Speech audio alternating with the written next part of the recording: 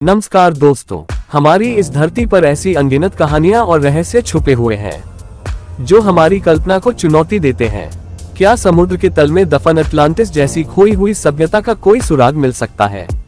और क्या टाइटैनिक के मलबे में अब भी कुछ अनकहे राज छिपे हैं? इन जगहों से लेकर द्वारका की पौराणिक नगरी तक, क्या इन कहानियों में सच्चाई है या केवल मिथक? इन रहस्यमय कहानियों के साथ आज हम आपको ले चलेंगे एक ऐसी यात्रा पर जहां विज्ञान और इतिहास के सवाल टकराते हैं और जवाब केवल सन्नाटे में छिपे हैं। तो आइए इस वीडियो में इन रहस्यों के अनसुलझे पहलुओं को करीब से जानने की कोशिश करते हैं। ये सफर आपको ले जाएगा समुद्र की गहराइयों से लेकर इतिहास के उन पन्नों तक जो आज भी अनकहे सवालों से भरे हैं। तो तैयार हो जाए, क्योंकि जो आप सुनने वाले हैं वो आपके रोंगटे खड़े कर देगा। लेकिन वीडियो को शुरू करने से पहले हमारे इस चैनल को सब्सक्राइब जरूर करें, क्योंकि यह आपके लिए बिल्कुल फ्री होता है और हमें उनसे बहुत मदद मिलती है।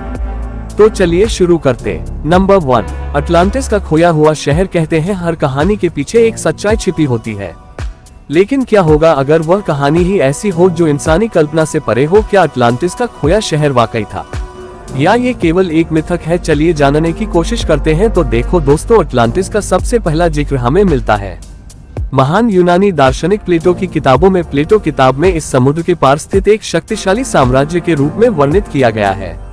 उनकी किताब टाइम्सिस में इस शहर को एक ऐसी सभ्यता के रूप में दर्शाया गया है जो तकनीक, कला और संस्कृति में अकल्पनीय रूप से उन्नत थी।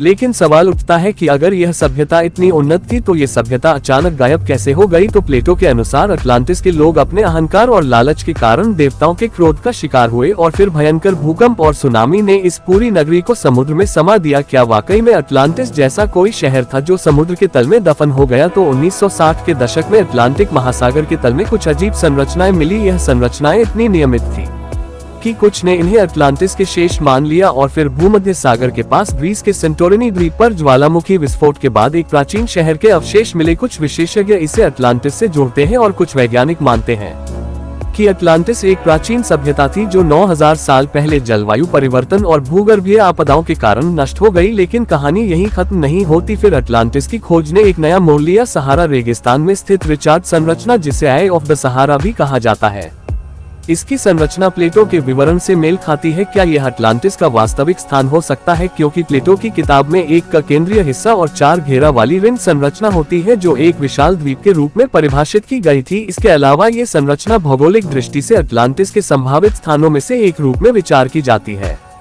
क्योंकि यह क्षेत्र अटलांटिक महासागर से जुड़ा हुआ है और समुद्र से दूर नहीं है। इसलिए क्या यह अटलांटिस का वास्तविक स्थान हो सकता है? ऐसा माना जाता है। अटलांटिस का खोया शहर आज भी एक रहस्य है। क्या यह शहर सचमुच कभी अस्तित्व में था या फिर यह केवल एक काल्पनिक कहानी है?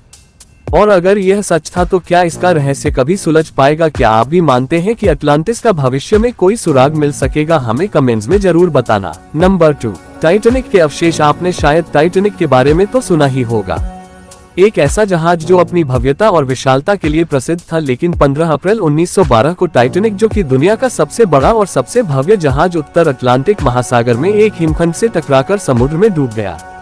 लेकिन क्या उसका मलबा समुद्र की गहराई में छिपा है या फिर वह हमेशा के लिए खो गया? टाइटैनिक के डूबने के बाद 35 सालों तक किसी ने टाइटैनिक के अवशेषों को ढूंढने की हिम्मत नहीं की।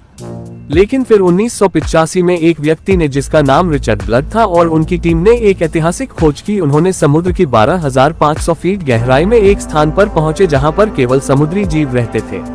लेकिन वहां पर टाइटैनिक के अवशेषों भी मिले थे। टाइटैनिक के ढांचे के टूटे हुए हिस्से गहरे समुद्र में दबे हुए थे। जंग और पानी के दबाव के कारण पूरी तरह से बदल चुके थे। और फिर समुद्र के नीचे जब रोबोटिक कैमरे ने जहाज के मलबे को रिकॉर्ड किया तो उन्होंने कई रहस्यमयी वस्तुएं देखी, जिसकी जूते, बर्तन, कपड़े और क्या नहीं, यह उन लोगों की यादें हैं जो इस समुद्री त्रासदी का शिकार हुए थे। समुद्र के ठंडे पानी और उच्च दबाव ने इन अवशेषों को एक अजीब प्राकृतिक संग्रहालय में बदल दिया है। यहाँ समुद्री जीवों और बैक्टीरिया ने जहाज की धातु पर अपना घर बना लिया है और इस तरह ये समुद्र की गहराई में एक नया जीवन ढूंढ रहा है। शायद टाइटैनिक के मलबे में अब भी कुछ रहस्य छिपे हैं, लेकिन जब तक हम गहरे समुद्र में और खोज नहीं करते तब तक हमें कभी नहीं पता चलेगा कि वहाँ क्या। Number 3, Mariana trench. क्या आप जानते हैं कि मरियाना ट्रेंच की गहराई माउंट एवरेस्ट की ऊंचाई से भी अधिक है? और इस अंधकार भरी गहराई में छिपे हैं ऐसे रहस्य जो हमारी कल्पना से परे हैं। मरियाना ट्रेंच प्रशांत महासागर के पश्चिमी हिस्से में स्थित है, जो कि धरती का सबसे गहरा स्थान है। इसकी गहराई लगभग 10,984 मीटर है। यानी कि 11 किलोमीटर। लेकिन इस गहराई की असली तस्वीर क्या है, चलिए जानते हैं। यहाँ का सबसे गहरा हिस्सा, जिसे चैलेंजर डीप कहा जाता है, वैज्ञानिकों के लिए हमेशा से एक पहेली रहा है। समुद्र की सतह पर आप सामान्य महसूस करते हैं, लेकिन यहाँ की गहराई में हर 10 मीटर की गहराई पर दबाव एक बार बढ़ता है। चैलेंजर डीप तक पहुँचते पहुँचते ये दबाव समुद्र सतह के दबाव से 1000 गुना अधिक हो जाता है। यहाँ का वातावरण इतना चरम है कि साधारण जीवन वहाँ टिक ही नहीं सकता। यहाँ पर ऐसा दबाव है कि इंसानी शरीर तुरंत कुचल जाए। मरियाना ट्रेंच की खोज 19वीं सदी में हुई, लेकिन 1960 में पहली बार ट्राइस्ट नामक पोबी ने चैलेंजर डीप तक पहुंचने का साहस किया। इसके बाद 2012 में प्रसिद्ध फिल्म निर्माता जेम्स कैमरून ने यहां तक सोलो यात्रा की और फिर जेम्स कैमरून इस गहराई में पहुंचने वाले पहले व्यक्ति बने जिन्होंने वहां के गहरे अंधकार और अद्भुत जीवन को देखा। यहाँ पर ऐसी प्रजातियां पाई गई हैं जो इंसानी कल्पना से परे हैं, जैसे कि क्रस्टेशियन, माइक्रोब्स और अजीब आकार के जीव जंतु इस अंधेरे और दबाव भरे माहौल में फल फूल रहे हैं। इनमें से कई जीव विशिष्ट रूप से विकसित हैं और उन्हें एक्सट्रीमोफाइल्स कहा जाता है। इन जीवों की संरचना और ऊर्जा प्राप्त करने के तरीके वैज्ञानिकों के लिए आज भी एक बड़ा रहस्य है। कुछ वैज्ञानिकों का मानना है कि मरियाना ट्रेंच में ऐसी चीजें हो सकती हैं जो इतिहास के किसी भी युग से पहले की हैं।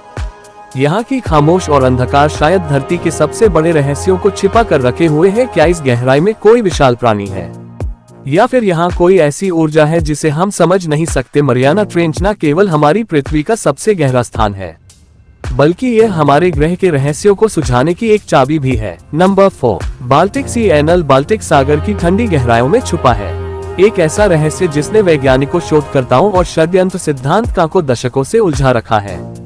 2011 में स्वीडन की एक समुद्री खोजी टीम ओशन एक्स बाल्टिक सागर में एक मिशन पर थी। अपने सोनार उपकरणों की मदद से उन्होंने समुद्र तल पर एक अजीब संरचना की छवि कैप्चर की। यह संरचना लगभग 60 मीटर चौड़ी और 8 मीटर ऊंची थी। इसका आकार इतना असामान्य था कि इसे देखते ही सवाल उठने लगे। ये संरचना गोल थी, जैसे कि किसी पुराने यूएफओ की तरह, लेकिन इसे लेकर रहस्य केवल इसकी आकृति तक ही सीमित नहीं था। ओशन एक्स टीम ने दावा किया कि जब वे इस संरचना के पास गए तो उनके इलेक्ट्रॉनिक उपकरण अचानक काम करना बंद कर देते थे। जीपीएस से लेकर सैटेलाइट फोन तक हर चीज ने मानो हार मान ली हो। तो आखिर यह संरचना है क्या? चलिए इसके बारे में थोड़ा गहराई से जानते हैं। कुछ वैज्ञानिकों का मानना है कि यह संरचना एक प्राकृतिक चट्टान हो सकती है। ये संभव है कि बर्फीले ग्लेशियरों के खिसकने से इसका निर्माण हुआ होगा। हालांकि इसकी गोलाकार आकृति इस सिद्धांत को चुनौती देती है। कुछ लोग मानते हैं कि दूसरे विश्व युद्ध के दौरान बाल्टिक सागर में कई जहाज और उपकरण डूबे थे, तो ये संरचना समय के पुराने जहाज या युद्धक उपकरण का हिस्सा हो सकती है। पर क्या कोई मानव निर्मित संरचना इतनी अनोखी हो सकती है?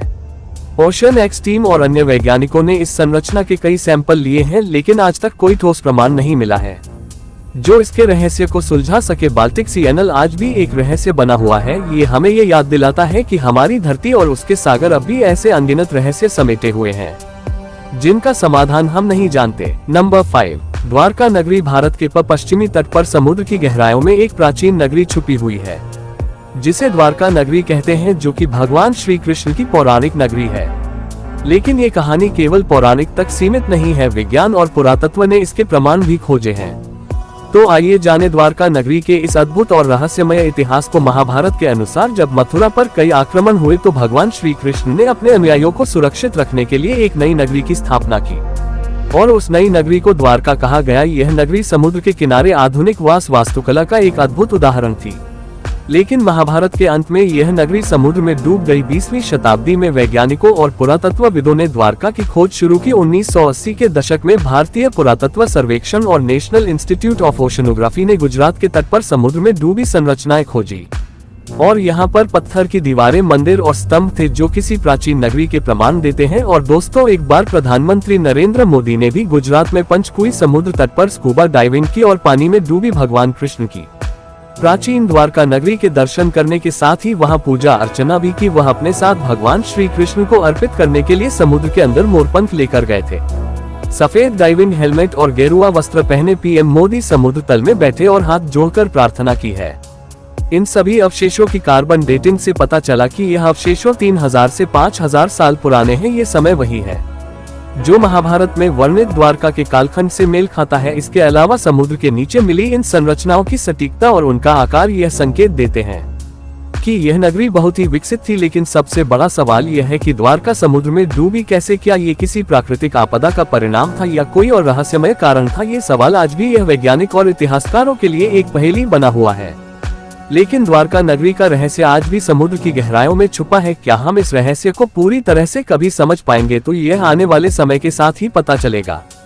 तो दोस्तों, आपका दिल से धन्यवाद, क्योंकि आपने यह वीडियो पूरा देखा। अगर आपको हमारा यह वीडियो जानकारी पूर्ण लगा है तो इसे लाइक जरूर करें, अपने दोस्तों के साथ शेयर करें और हाँ, चैनल को सब्सक्राइब करना ना भूलें, क्योंकि यह आपके लिए बिल्कुल फ्री होता है और हमें उनसे बहुत मदद मिलती है। तो दोस्तों, फिर मिलेंगे एक और दिलचस्प वीडियो के साथ। तब तक के लिए बाय।